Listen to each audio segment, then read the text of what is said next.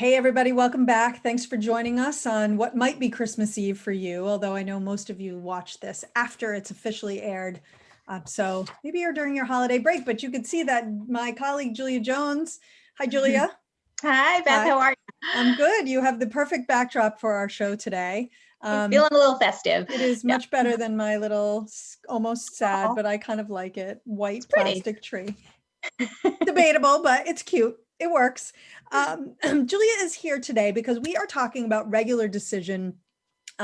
We have been spending probably the last month and a half really focused on early action, early decision, priority admissions, rolling admissions, but most people apply to college via regular decision, and that's what we want to cover today. So if you were, just a quick note that if you were deferred from your early decision choice or your early action choice, we covered that on last week's podcast. So check that out for more details on how you handle a deferral. And then prior to that, we did a show around what to expect with those early results. So if you are still focused on early, well, never fear, we have those shows for you.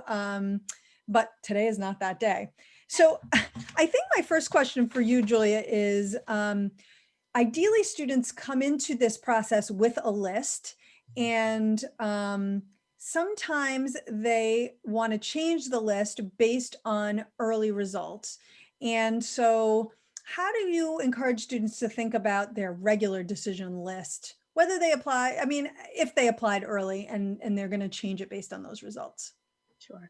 Yeah, I mean, I think it's not a bad time to maybe do a quick check and see, has anything changed? Especially this year, if you may have new testing, things that might actually have changed. But even if you don't, it's if you've gotten some early results from colleges, and if you've gotten maybe some good news, but maybe some not so great news, it might be time to look at that regular list and see, does it still make sense?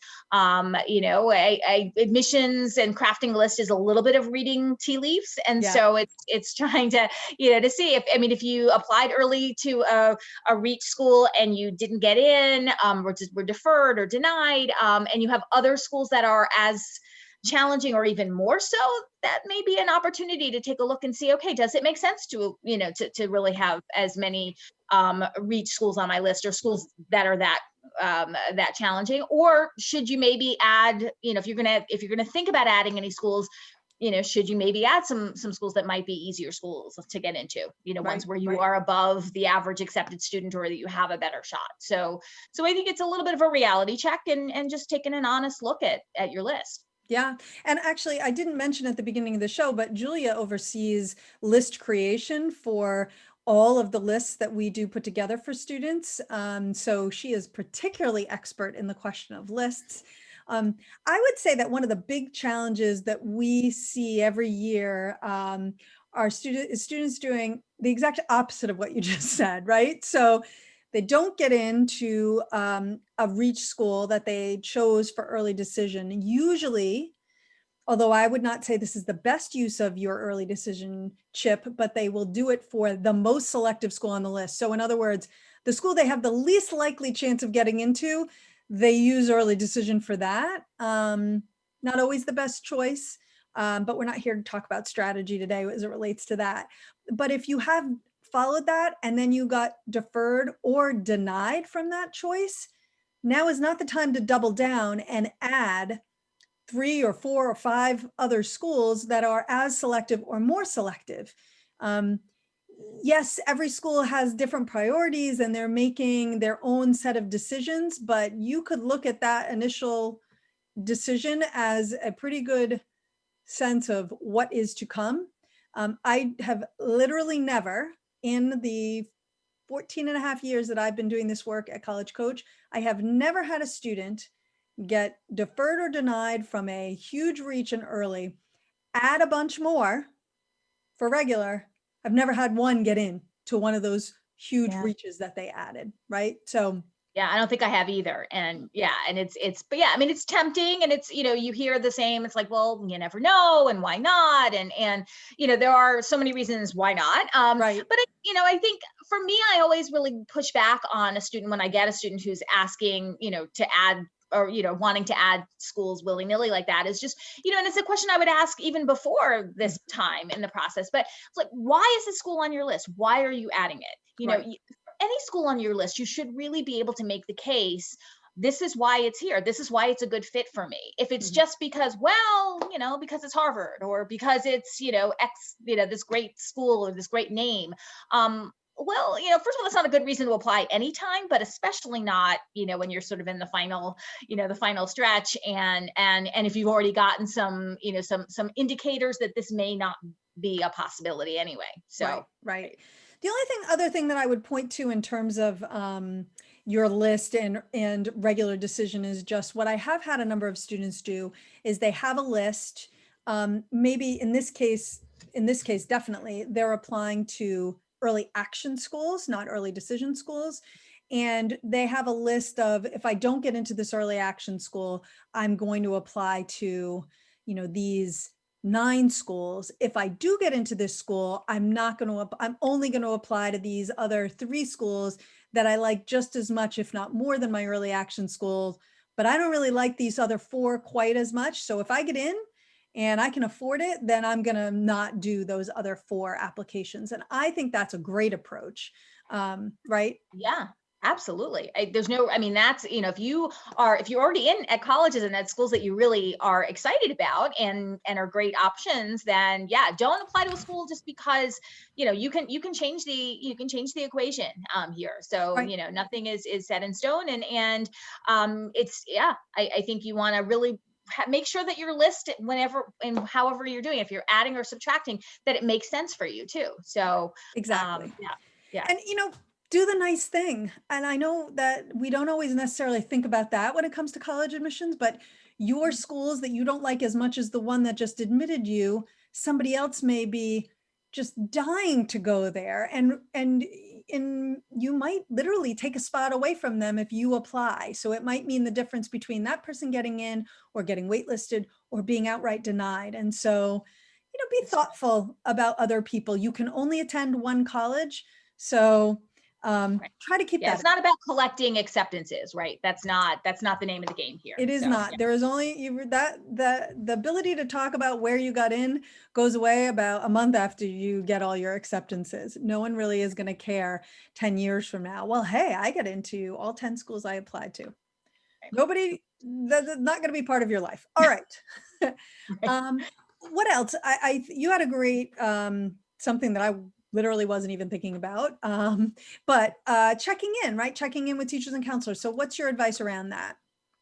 It's the same advice that we give for, before the first deadlines. It's, teachers and counselors, especially if you're adding schools on your list. But even if your list is the same and your strategy is okay, look, pivoting to the regular decision, check in, make sure that, the counselor and your teachers know that these are the schools that's next and that, they know what the deadlines are and whatever way, whatever protocol is there for, for you. If your school uses Naviance, there's an easy way to do that. But you should at this point already know what that process, what that policy and what that process is.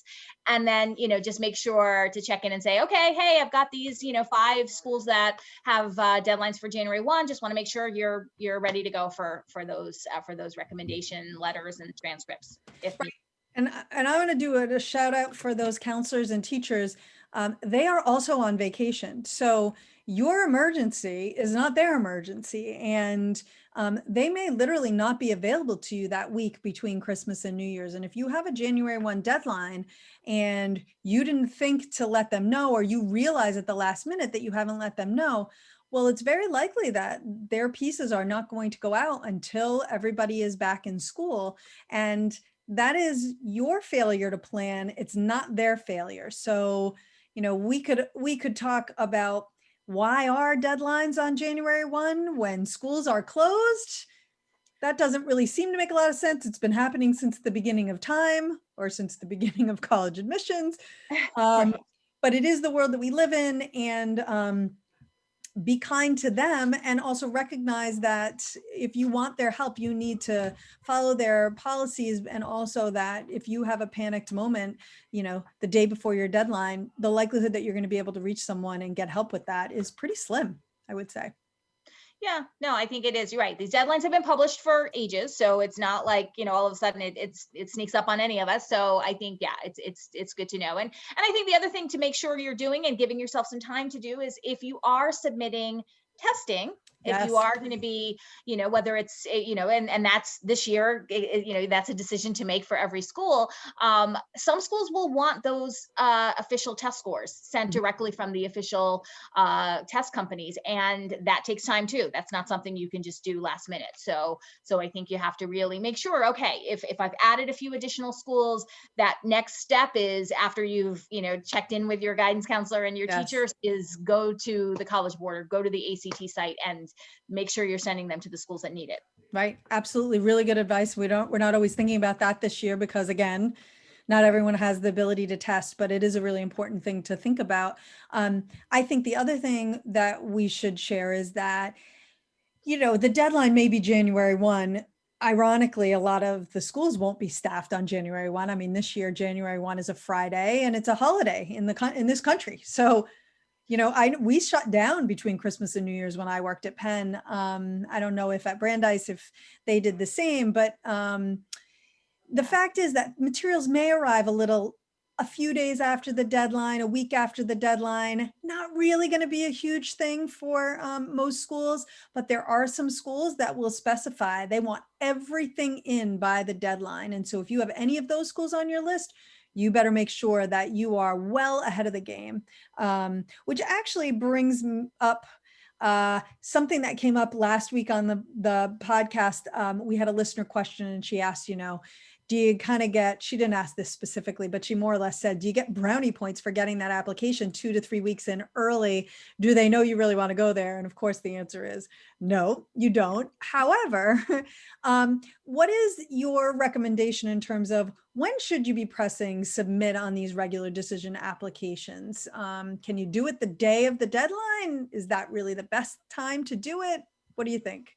Well, obviously you can. I mean, you have until, I think in most cases, midnight on the day of the deadline, or at Right. 11:59 p.m., whatever time zone they are in. But don't do that. I think that, it's just, I mean, if you can avoid it, give yourself an internal deadline, a day or two at least ahead of it. Things happen, we've learned this year how, to expect the unexpected. And Yes. and it's also winter in many parts of the world. So that means snowstorms and power outages. I know where I live, we lose power, if like a snowflake falls. So, Yeah. you don't want that stress if you're like, oh my gosh, it's, 2 hours before the deadline and I've lost power and I don't know what to do. Or you've lost internet, or the site itself, the school's, the site crashes. Colleges will often give some grace and often will extend the deadline if something like that major happens. But again, you don't need the stress, enjoy your holiday, so if you can, so that way you can ring in the new year without having to worry about, oh my gosh, what do I have to do, before I can celebrate. Absolutely. I tell all my students, we're finishing before Christmas because you don't want to do this during your Christmas break. I'm not going to be doing this during my Christmas break. Who wants that, right? Of course, in October, everyone's like, of course not. We're going to get it all done. We don't want to be thinking about that. But we also all know that not everybody does that. And then suddenly they find themselves. But, you're so right. If you're working on these so late that at 2 hours before the deadline, now you lose power and it's a problem. Well, that problem was created days ago. There is no way that you should still be working on those applications the day that they are due, if you've approached this in a thoughtful way. And by the way, it's December 24th. You still have some time to be more thoughtful so that you are not waiting to press submit until 2 hours before the deadline. And I think your other point is a really good one. Yes, schools can extend deadlines from time to time. And actually, we're seeing it quite a bit this year for a variety of reasons. But we know that the UC system extended the deadline to December 4th, specifically because there was a major tech issue that impacted everybody. That's a different thing than a tech issue that is caused by your home or your, right? Like if you lose Right. power in Plastow, that is a different thing than if the entire state of California can't submit a UC application on the day that it's due. Um, Right. they're not going to extend the deadline for you, but they No. might if it's their entire constituency. So, Right. So yeah, um, so just plan ahead so that you're not, I mean, we can never predict emergencies, but you know, in this one instance, like just don't give yourself that, you know, you don't want to set yourself up for that kind of failure. that's So exactly right. Self-created that could have been avoided. exactly. All right. And then one last thing that people may not be thinking about, but a great piece of advice for seniors and around school, which Yep. is Yep. still a thing. Yeah, I think it's you know, for seniors it's a normal inclination to say, okay, my applications are done. I'm, you know, you may have already gotten into a college, so it's like, phew, I can take it easy. And you know, so I'll be a bit of the Grinch here in that, you know, yeah, that's not the time to do that, especially for regular applications. They are going to more likely want to see your mid-year grades, and so you know, and even, you know, grades that go into the spring. So yeah, don't be a slacker. And any college, even the ones that you've already been admitted to, are they're going to want to see your grades, your final transcript anyway. So just a gentle reminder. I know we say this in a lot of different places. Like, yeah, just, you know, don't drop your AP classes. Don't take a, you know, take that Right. early senior slide. It's just, you know, keep the momentum going. Yes. Keep doing the Seniors. good work that you're doing. Yeah. Exactly. Senior slide, very bad thing. If you've worked this hard up to this point, you just have to keep it going for another few months. Um, and then you'll be energized to continue to do really well when you get to college. And then there's work, and there's no senior slide allowed at work either. So you just don't get to do it. I Um, know. Julia, I really appreciate you joining us today and sharing all of your wisdom around regular decision. And so thanks for taking the time. Thanks for having me, and have a great holiday. Absolutely. Same to you, same to all of our listeners. I also want to give a shout out to all my guests today. So Julia, Jan, and Lauren. Next week, I'm hosting again. I'm just hosting left and right these days. But we're going to be doing a few more New Year's resolutions this time around college admissions. We have some more stories from our team. We have some people who went back to college as adults. And so we're going to talk a little bit about both what that's like, but also paying for it when you're going to college as an adult. If you have questions, you can shoot them to us on Facebook, on Instagram. You could send them to our email address, gettingin.voiceamerica@gmail.com. We are, as you might imagine, since I just suggested it, we're on Instagram, we're on Facebook, we're on LinkedIn. So check us out. And of course, we are here every Thursday at 4 p.m. Eastern and 1 p.m. Pacific.